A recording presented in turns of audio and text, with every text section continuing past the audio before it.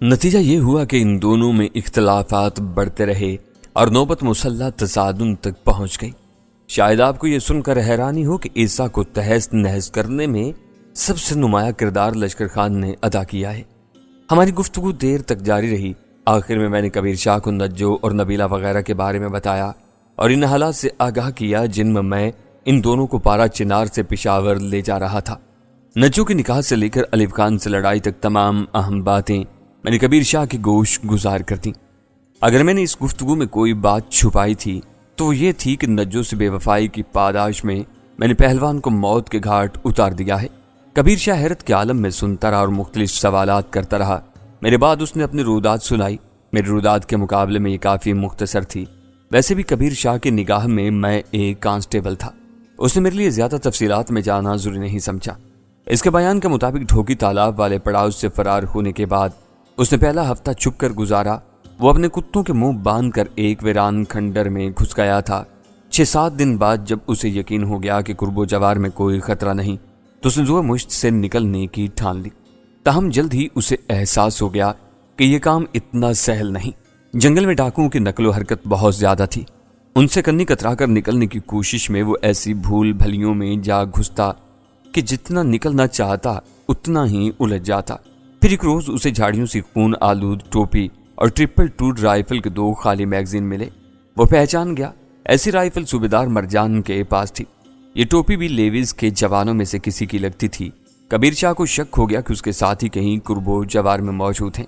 جرت کا ثبوت دیتے ہوئے اس نے واپسی کا خیال دل سے نکالا اور بڑے محتاط انداز میں ساتھیوں کی تلاش میں لگ گیا۔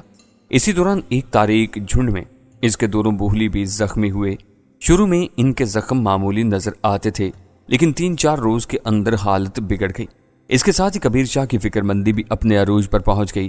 یہ شبہ تو اسے پہلے ہی کھو گیا تھا کہ کتوں کے زخم معمولی نہیں ہیں۔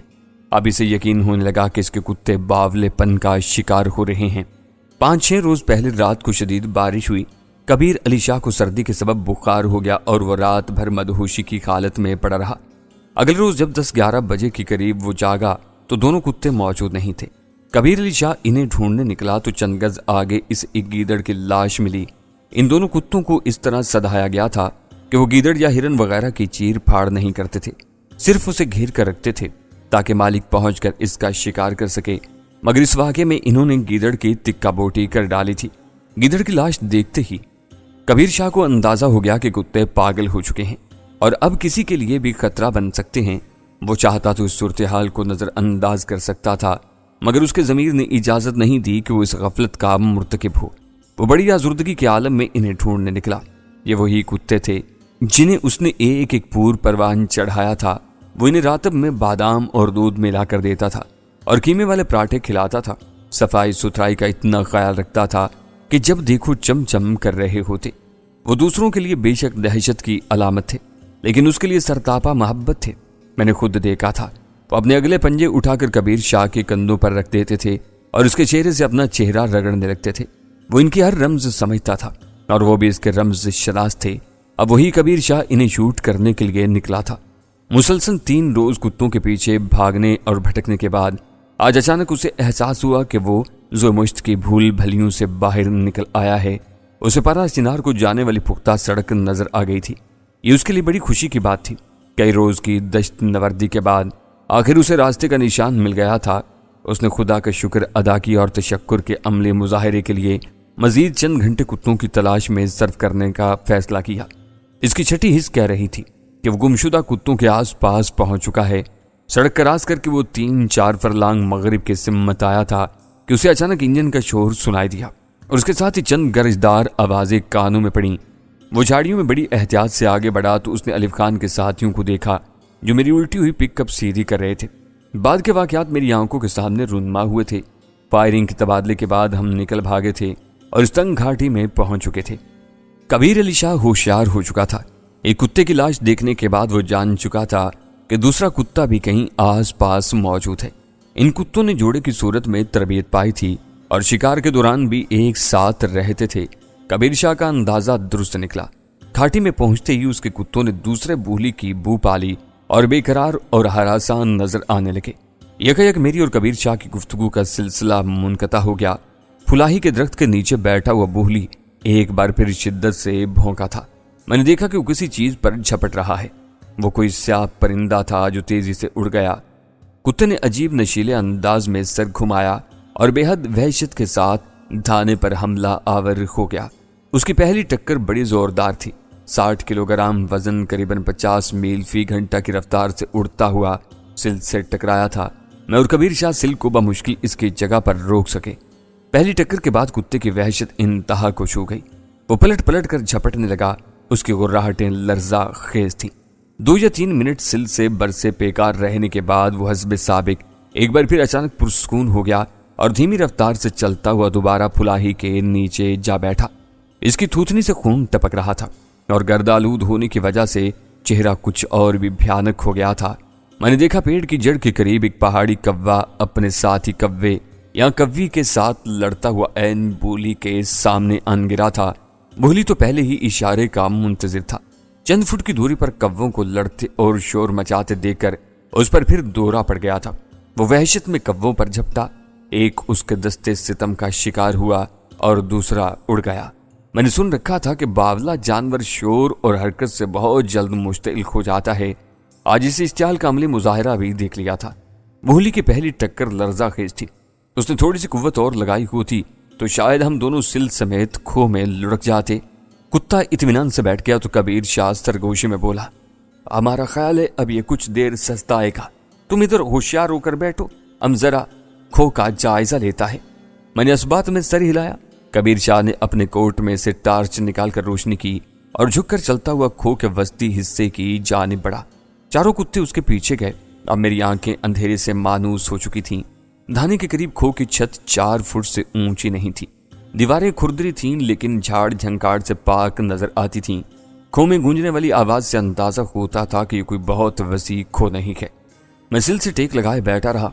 कबीर शाह की टार्च का नीम रोशन दायरा खो के तूलो अर्ज में गर्दिश करने लगा। कभी ये रोशनी दूर चली जाती थी, कभी पास आ जाती थी। वो करीबन 5 मिनट बाद वापस आया और कहने लगा, एहसान इलाही, यार इधर तो कोई रहता है। वहां एक तरपाल के नीचे सामान पड़ा हुआ है, खाने पकाने का बर्तन है और कपड़ा लत्ता भी। ये इतला हैरान कुन थी। इसने टार्च मेरे हाथ में थमाई और बोला, हम इधर बैठती है, तुम देख कर आओ। मैं टार्च लेकर आगे बढ़ा। चंद गज आगे जाकर खो कुशादा हो गई और छत भी ऊंची चली गई। मैं अब सीधा खड़ा हो सकता था। कुछ फासले पर मैंने एक बोरी देखी। इसमें अल्मुनियम के चंद मुड़े तुड़े बर्तन रखे थे। पास ही सब्ज रंग का एक बुसीदा तरपाल नजर आ रहा था। मैंने तरपाल उठाकर देखा। नीचे फूलदार खद्दर के 3 लिहाफ और 2 कंबल थे। दीगर सामान में घोड़े का एक साज, एक जोड़ा जनाना जूता, एक मुरम्मत शुदा ढोलक, 2 लालटेनें और जस्ती ट्रंक था। जस्ती ट्रंक में भी घरेलू इस्तेमाल की चंद मामूली चीजें रखी थीं। मैंने अच्छी तरह खो का जायजा लिया। खो बेजवी शक्ल में थी। दोनों सिरों में ऊंचाई और चौड़ाई कम थी। दरमियानी हिस्सा काफी कुशादा था और यहाँ छत भी ऊंची थी। खो का मजमूई रकबा 60 मुरब्बा गज से ज्यादा नहीं था। मैं वापस लौटा तो कबीर शाह ने पूछा, हाँ भाई, क्या अंदाजा लगाया तुमने? वो सिल से टेक लगाए चौकस बैठा था। मैंने कहा, लगता तो नहीं कि यहाँ कोई रहता है, मगर इस सामान की वजह से शक पड़ता है। वो बोला, सामान का क्या है, कोई भी रख कर जा सकता है।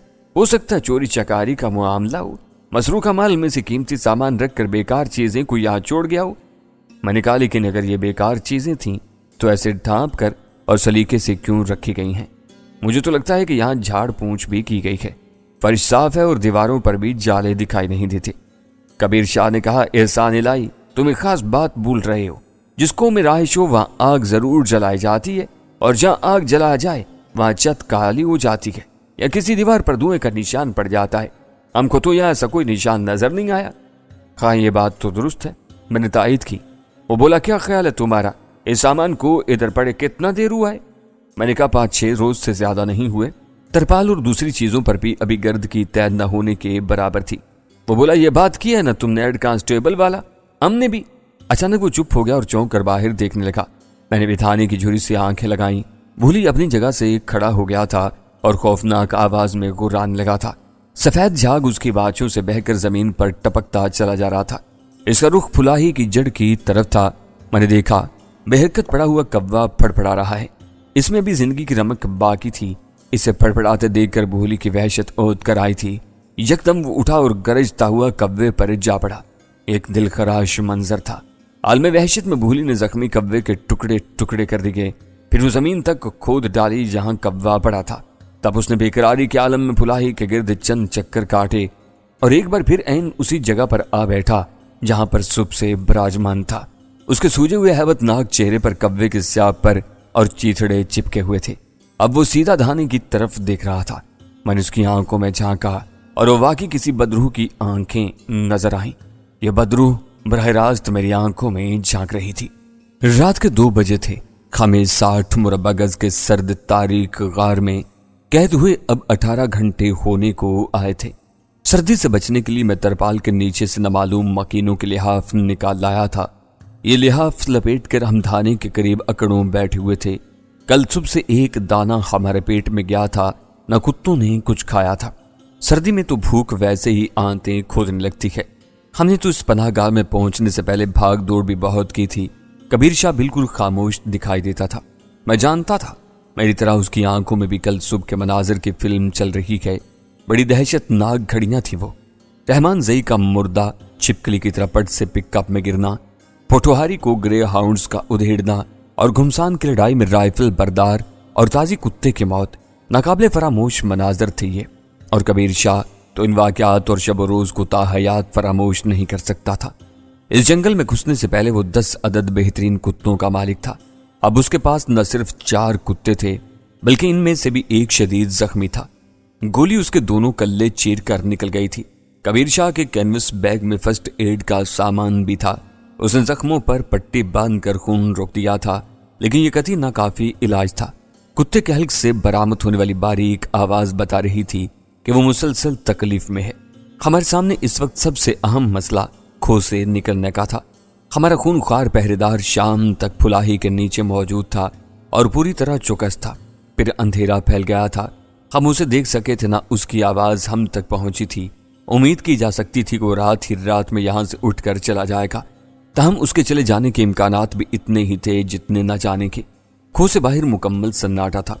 घटाटोप तारीकी में किसी सदा का वजूद था न मंजर का। फिर भी तसव्वुर की निगाह से हम देख सकते थे कि बुहली फुलाही के नीचे खामोश बैठा है और उसकी सुर्ख अंगारा आंखें धाने पर जमी हैं। एक गैर मरई सरगोशी सन्नाटे में गूंजती महसूस होती थी। ये सरगोशी हमें तंबीह कर रही थी, वो मौजूद है, वो यहां से नहीं जाएगा। और याद रखो, वो किसी भी दुश्मन से बढ़कर खतरनाक है, क्योंकि उसके लगाए हुए एक छोटे से जख्म का मतलब भी दर्दनाक मौत है।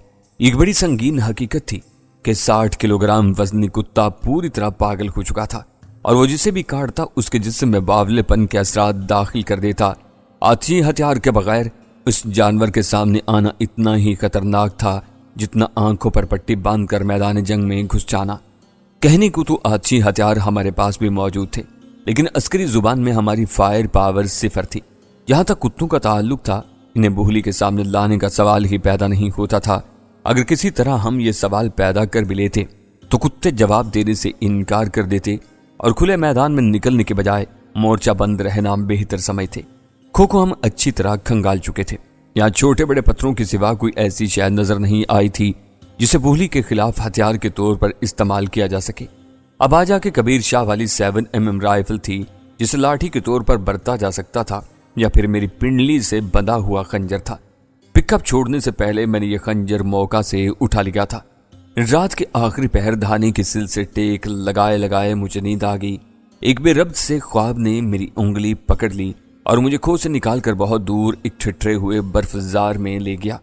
यहाँ बर्फानी हवा चल रही थी और कुतबी हिरन के बजाय बड़े बड़े बुहली कुत्ते बर्फ गाड़ियां खींच रहे थे। एक गाड़ी में मुझे अलिफ खां का चेहरा नजर आया। वो अपने लिबास और हुलिये से कोई एस्कैमोन नजर आ रहा था। मैं इस गाड़ी के पीछे पीछे भागता जर्द दरख्तों वाले एक घने झुंड में पहुंचा। ये देखकर मैं लर्ज गया कि ये वही जगह थी जहां मैं, नज्जो, नबीला और जरी गुल को छोड़कर आया था। और फिर अचानक मुझे वो तीनों नजर आ गए। वो अलिफ खान के साथियों के नरग में थे। जरी गुल शदीद जख्मी था और 2 आदमियों के सहारे नीम बेहोश खड़ा था। नबीला और नज्जो चीख रही थी और अलिफ खान के सामने हाथ जोड़ रही थी। अलिफ खान के चेहरे पर शैतानी मुस्कुराहट थी और बिल्कुल पागल बुहली की तरह उसकी बाछों से झाग के कतरे गिर रहे थे। फिर अचानक न जाने कहां से उस ख्वाब में साहिद साहब की ऊट पटांग बेटी फरियाल टपक पड़ी। वो भाग कर आई और अजीब बेतकल्लुफी के साथ मुझसे लिपट गई।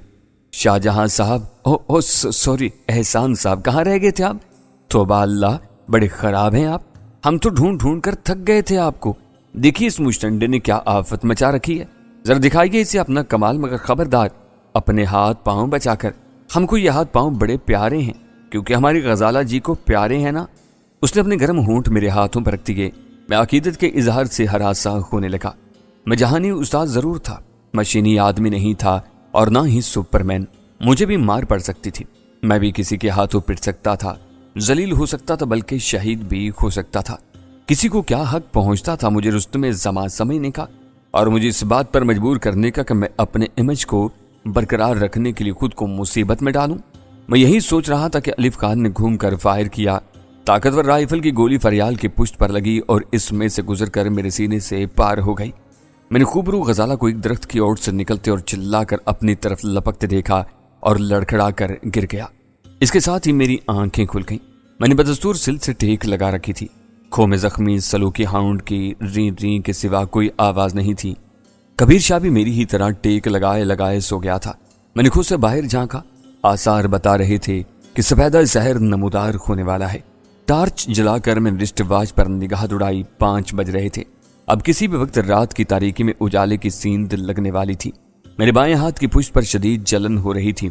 कल पिकअप से लुढ़कते वक्त जिस्म पर कई खराशें आई थी। ये भी इनमें से एक खराश थी। मामूली राहत के साथ इसे जख्म भी कहा जा सकता था। लहू रिस कर खुद ही बंद हो गया था। मैं कल से कई दफा इस जख्म को देख चुका था। रह रह कर इस संदेश ने जहन में सर उठाया था कि कहीं ये कुत्ते के दांत का निशान ना हो। जिस वक्त कुत्ते ने पिकअप में छलांग लगाई, पिकअप एक मोड़ पर घूम रही थी। इसकी रफ्तार खासी सुस्त हो गई थी। कुत्ता कदरे बुलंदी से आया था। वो सीधा अपने निशाने पर यानी मेरी गोद में गिरा था। इसके गिरते ही पिकअप काबू से बाहर हो गई थी। मुझे कुछ भी याद नहीं कि अगले 1-2 मिनट में मेरे साथ क्या हुआ। ऐन मुमकिन था कि उसने मुझे काटा हो और हाथ का यह जख्म उसके जबड़े का मरहून मिन्नत हो। अगर ऐसा था तो फिर यह तशवीशनाक बात थी। जाहिर है ऐसा नहीं था, वरना मैं ये रुदात सुनाने के लिए हयात न होता। किसी दाना ने ठीक कहा है कि इंसान की 75% मुश्किलात तसव्वुराती होती हैं। वो उन आलाम के खौफ में खुद को हलकान करता रहता है जो हकीकतन कभी इस पर वारिद नहीं होते। थोड़ी देर बाद कबीर शाह ने भी लिहाफ की बुक्कल में अंगड़ाई ली और जाग उठा। घड़ी देखने के बाद उसकी निगाहें भी धाने से बाहर फुलाही के पेड़ की तरफ जम गई। पेड़ का हिवला गैर महसूस तौर पर मगर बतदरीज तारीकी में सब बरामद हो रहा था और उस पेड़ के साथ साथ इर्द गिर्द के मनाजिर भी उभरते ही चले आ रहे थे। हमारी निगाहें फुलाही की जड़ पर लगी थी और दिल शिद्दत से धड़क रहे थे। कभी शुबा होता दुश्मन जहां अपनी जगह मौजूद है, कभी उसकी गैर मौजूदगी का यकीन होने लगता था। आखिर झुटपुटे की ये कठिन घड़ियां खत्म हुई। जमीन के रुख से तारीकी का नकाब पूरा सिरक गया। जो कुछ निगाह के रूबरू था रोजे रोशन की तरह आया हो गया। भूली दरख्त के नीचे मौजूद नहीं था। कबीर शाह के चेहरे पर इत्मीनान छलकने लगा, लेकिन इस इत्मीनान के पीछे इज़्तिराब की एक लहर भी साफ महसूस की जा सकती थी और ये इज़्तिराब नाकाबिले फहम नहीं था। कुत्ता पेड़ के नीचे से उठ गया था तो इसका यह मतलब नहीं था कि वो कुर्ब जवार में भी मौजूद नहीं। दरख्त से चंद फुट आगे का एक मुस्ततिल नशीब हमारी निगाहों से ओझल था। ऐन मुमकिन था कि वो वहीं जंगली घास में दुबका बैठा हो। हमने धाने की बालाई सिल उफ के रुख पर इस तरह सिरका दी कि एक जानिब करीबन 1.5 मुरब्बा फुट का खला पैदा हो गया। करीबन तमाम शिकारी कुत्तों के नाम रखे जाते हैं जिन्हें वो अच्छी तरह पहचानते हैं। इस बोली का नाम लेपा था।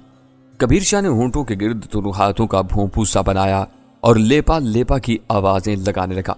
कोई रद्दमल जाहिर नहीं हुआ। उसने खो से चंद पत्थर इकट्ठे किए और एक एक करके नशेब में फेंकने लगा। परिंदों की चहचाहट के सिवा हर तरफ खामोशी रही। सूरत हाल हौसला अफजा थी। हमारे अब तक के जायजे के मुताबिक कुत्ते का मर्ज ऐसे स्टेज पर था कि वो मामूली सी आवाज पर भी भड़क उठता था। अगर वो 19 मील कुतर के दायरे में था तो कबीर शाह की आवाज पर उसका रद्दमल सामने आना जरूरी था। इसका मतलब था कि वो इस दायरे में नहीं है। मैंने कबीर शाह की खाली राइफल उठा ली और उसके मना करते करते धाने के खला में जरीन कर बाहर निकल आया। ये क्या कर रहा है तुम? कबीर शाह जल्लाद से बोला। ऐसा जल्दबाजी ठीक नहीं है। माफी चाहता हूँ खान साहब, मैंने कहा। हम दोनों में से एक को तो बाहर निकलना था। मैं निकल आया हूं तो कौन सी बड़ी बात है। आप चौकस बैठे रहें और सुराग को खुला रहने दें। मैंने खतरा देखा तो वापस पलट आऊंगा। کبیر شاہ میری دیدہ دلیری پر برہم تو تھا ہی، حیران بھی تھا۔ شاید اسے توقع نہیں تھی کہ ایک تنخواہ دار کانسٹیبل اس قسم کے اعزار کا مظاہرہ کرے گا۔ گڑبڑا کر بولا، تو ٹھہرو، اگر جانا ہے تو ہم دونوں جائے گا۔ میرے منع کرنے کے باوجود وہ بھی رینگ کر دھانے سے باہر نکل آیا۔ اس نے کتے باندھ رکھے تھے، ورنہ وہ بھی اس کے پیچھے باہر چلے آتے۔ میرے خیال میں تو مناسب یہی تھا کہ کبیر شاہ یہاں کتوں کے پاس رہتا اور دھانے کا راستہ کھلا رکھتا تاکہ بوقت ضرورت میں فوراً واپس پلٹ سکتا۔ بہرحال ہم نے زور لگا کر سل کو دوبارہ افق کے رخ پر سرکایا اور دھانے کو بند کر دیا۔ اجالا پوری طرح پھیل چکا تھا، ہوا ساکت تھی، دھلا دھلایا جنگل دھند کی ہلکی سی تہ میں بالکل خاموش اور پرسکون دکھائی دیتا تھا۔ پرندوں کی چہچاہٹ گو آوازوں کے زمرے میں آتی ہے، لیکن جنگل میں اتنی ہوتی ہے کہ خاموشی ہی کا حصہ بن جاتی ہے۔ کبیر شاہ مجھے گھورتے ہوئے مدھم آواز میں بولا، کانسٹیبل، تم کو کچھ جوشیلا اور جلد بات نظر آتی ہے۔ ایک بات ہم تم کو بتاتے، کتا نظر آ جائے تو زیادہ تیز مارخواں بننے کا کوشش مت کرنا، فوراً واپس پلٹ آنا۔ ہمارا خیال ہے اب ہم کو اس سے لڑنا کا ضرورت نہیں ہے۔ اس کا بیماری اتنا بڑھ گیا ہے کہ اگلے 15-20 گھنٹوں میں وہ خود ہی مر جائے گا۔ ہمارا بات سمجھ رہے نا تم؟ میں نے اس بات میں سر ہلایا۔ ہم محتاط قدموں سے آگے بڑھے۔ مستطیل نشیب کے قریب کبیر شاہ کو درخت کی ایک مضبوط شاخ نظر آ گئی۔ اس نے یہ شاخ اٹھا لی۔ میں نے پنڈلی سے خنجر نکال کر چھوٹی بڑی ٹہنیوں کو علیحدہ کیا اور شاخ کو ایک خمدار لاٹھی کی شکل دے دی۔ اس دوران ہماری نگاہیں بڑے غور سے گرد و نواح کا جائزہ لیتی رہی تھیں۔ ہمیں کسی بھی طرح کی حرکت نظر نہیں آ رہی تھی۔ ہم بے آواز چلتے ہوئے کھو کی چھت پر پہنچ گئے۔ یہاں میں نے کبیر شاہ کو چونکتے دیکھا۔ اس کے نتنے غیر محسوس طور پر پھولے ہوئے تھے، وہ جیسے ہوا میں کچھ سونگھنے کی کوشش کر رہا تھا۔ جلد ہی میں نے بھی ایک ناگوار بو محسوس کی، جیسے تھوڑے فاصلے پر کسی مردہ جانور کا جسم پڑا ہو۔ ہم بو کے تعاقب میں گھنی جھاڑیوں کی طرف بڑھے۔ میری نظر ایک چھوٹی کلہاڑی پر پڑی۔ یہ 3 فٹ لمبی کلہاڑی ایک جھاڑی میں اٹکی ہوئی تھی۔ ان ویران جھاڑیوں میں کلہاڑی کی موجودگی تعجب خیز تھی۔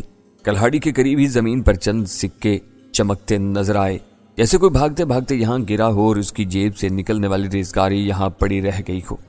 رائفل پر جسے لاٹھی کہنا زیادہ مناسب تھا، میری گرفت مضبوط ہو گئی۔ ہم چند قدم آگے بڑھے تو شاخوں کے درمیان میں سے کسی کی نسواری کمبل کی جھلک نظر آئی۔ ایک پھولی ہوئی انسانی لاش تھی اور اس میں سے امڑنے والی بو قرب و جوار کو متعفن کر رہی تھی۔ قریب جا کر دیکھا تو ایک دلخراش منظر نگاہوں کے سامنے تھا۔ ایک 30-35 سالہ شخص تھا۔ اس کی آنکھیں بالکل سفید تھیں اور منہ کربناک انداز میں کھلا تھا۔ اس کی گردن اور پیٹ پر گہرے زخم تھے۔ ایک ہاتھ کی انگلیوں کا کیما بن گیا تھا اور دائیں بازو سے کوٹ کے چیتھڑے اڑے ہوئے تھے۔ اسے دیکھ کر جو خیال بجلی کی طرح ذہن میں کوندا وہ یہی تھا کہ یہ بدنصیب شخص کبیر شاہ کے پاگل کتے کا شکار ہو چکا ہے۔ یہ واقعہ رونما ہوئے غالباً 48 گھنٹے سے زائد وقت گزر چکا تھا اور اس کا ثبوت یہ تھا کہ پرسوں شب ہونے والی بارش کے آثار لاش پر موجود تھے۔ یہ شخص ہم دونوں کے لیے اجنبی تھا۔ کچھ معلوم نہیں تھا کہ وہ اس ویرانے میں کیا کر رہا تھا اور کیسے اس دردناک موت سے دوچار ہوا۔ شاید وہ کھو کے مکینوں میں سے ایک تھا اور اس کی موت کے بعد باقی لوگ ہراساں ہو کر یہاں سے نکل گئے تھے۔